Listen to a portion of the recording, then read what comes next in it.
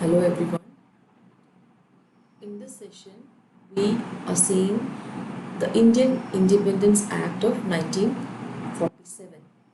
So this was the act through which the British government created the two distinct dominions of India and Pakistan. Uh, See, they had already declared in February 1947 that India would be granted independence by June 30, 1948. But a lot of the events that happened after February 1947 led the British government to free India by August 1947. So you are already aware that this announcement of giving freedom was followed by agitation by the Muslim League demanding partition of the country. So British government made it clear that any constitution framed by the Constituent Assembly cannot apply to those parts of the country which were unwilling to accept it. So those regions which are now in the Pakistan were not ready to accept the constitution framed by the Constituent Assembly of India. So now accordingly Lord Mountbatten, who was the then Viceroy of India, he put forth a plan to partition the country into India and Pakistan, and this plan was called the Mountbatten Plan. So the Congress and the Muslim League accepted the plan, and to give immediate effect to this plan, the Indian Independence Act of 1947 was framed. So coming to the major features of the Act, the very first feature, it ended the British rule in India and declared India as an independent and sovereign state from August 15, 1947 onwards. Second, it provided for the partition of India and creation of two independent dominions of India and Pakistan, and both India and Pakistan had the right to secede from the British Commonwealth. So British Commonwealth was simply the association of British colonies. So all those countries which were once British colonies are now called the British Commonwealth. So even today we are a part of the British Commonwealth. Third, it abolished the office of the Viceroy and provided for each dominion. See, here by dominion we mean the dominion of India and Pakistan. So instead of the office of Viceroy, a new office called the office of the Governor General was created. So this Governor General will be appointed by the British King on the advice of the Dominion Cabinet, which means on the advice of either the India or the Pakistan Cabinet. Though the Governor General is appointed by the British King, the government in Britain was in no way responsible to the government in India or in Pakistan. So they simply are keeping themselves away from the affairs of these two regions. Next, it empowered the constituent assemblies of the two dominions to frame and adopt any constitution for their respective nations, and they can also repeal any of the acts of the British Parliament, including the Independence Act itself. See, India and Pakistan were now free to adopt any constitution that they wanted, and they are also see, whatever laws the Britishers had passed till now, they are free. The two new dominions are now free either to take it or not to take it, including the Independence Act. Next is, it empowered the constituent assemblies of both the dominions to legislate for their respective territories till the new constitutions were drafted and enforced. It means that the constituent assemblies will now act as a mini parliament for the two nations. So till the new constitution came into force, the Constituent Assembly will be in charge of legislating for India and Pakistan. So here India had a separate Constituent Assembly and Pakistan created a Constituent Assembly for them after partition.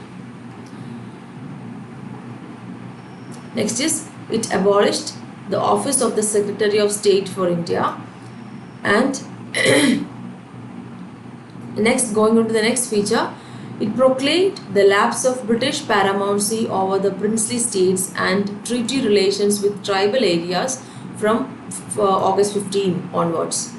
So after August 57, the act said the British will not have authority over the Indian princely states. So princely states were accordingly granted freedom either to join the dominion of India or the dominion of Pakistan, or they may remain independent. So this had later on led to a lot of issues between the Indian government and the princely states, because some of the princely states like the Hyderabad, they wanted to remain independent, and some of them wanted to join the Pakistan dominion of Pakistan. But later on, thanks to the efforts of Sardar Patel, we could integrate most, or rather all, of the princely states. Okay. Next feature is, it provided for the governance of each dominions and provinces by the Government of India Act of 1935 till the new constitutions were framed. See, till the both the dominions had their own constituent assembly, working towards creating or framing a new constitution for their respective country. So till the new constitutions were framed, the Government of India Act of 1931 was supposed to govern each dominion, but they were free to make modifications to the 1935 Act. So this is another reason why the 1935 Act is very important. So next feature is, it deprived the British monarch of his right to veto bills or ask for reservation of certain bills for his approval. Till then, whatever bills related to India, the British monarch, the British Queen, had the right to veto the bills. Veto is to say no to the bill, not to approve the bill. So the British Queen may simply say, no, this bill cannot be accepted, so I am vetoing the bill, which means the bill will not come into force. Or he may even reserve certain bills for his approval.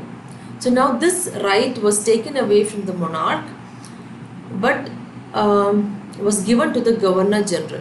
See, this was a new post created, right? So Governor General now had the right. It designated the Governor General of India and provincial governors as constitutional or nominal heads of the state. So Governor General of India is a constitutional head of the state or a nominal head of the state. So that is more like the president. Okay, the president. So Governor General of India may be equated with the President of India, and provincial governors may be equated with the governors of the states.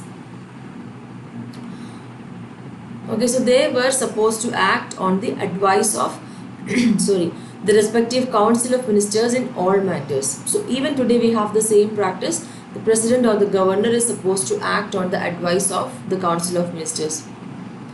Okay, so the next feature is it dropped the title of Emperor of India from the royal titles of the King of England. So the King of England will no longer use the royal title, the Emperor of India, because he is no longer the emperor. Sorry, she is rather no longer the Emperor of India. It discontinued the appointment to civil services and reservation of posts by the Secretary of State for India. So the British government will no longer appoint civil servants. So, but however, the members of the civil service will continue to enjoy all the benefits. So whoever was a member of the civil service in 1947 August 15, they will continue to be a member and they will continue to enjoy all the benefits. So accordingly, we were granted independence of the British rule came to an end in August 15 or on the 15th of August 1947, and the power was transferred to the two new independent dominions of India and Pakistan, and Lord Mountbatten became the first Governor General of the new Dominion of India and he swore in Jawaharlal Nehru as the first Prime Minister of independent India. So this is about the acts that later on led to the formation or the framing of the Constituent Assembly.